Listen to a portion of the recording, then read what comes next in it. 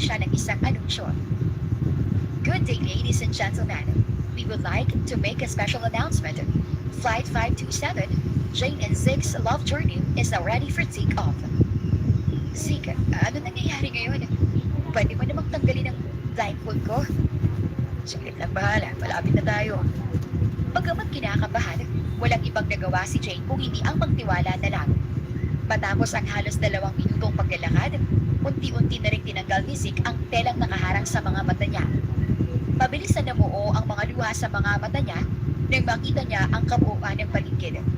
Nasa rooftop sila ng terminal at sa ilalim ng mga paa niya ay punong-puno ng mga pulang bulaklak. Ngunit ang pinaka-nakaagaw ng atensyon ay ang gwapong lalaking nakaluhod sa harapan niya ngayon. Zig, anong ibig sabihin nito? Di ba obvious, Michael? Sa harap ng napakaraming tao, gusto kitang alokay ng kasal ngayon. Ilang taon na rin yung nawala sa atin. At hindi ko nahahayaang makawala pa sa tabi ko. I want to spend a lifetime with you, Jane. So please, accept this ring and marry me.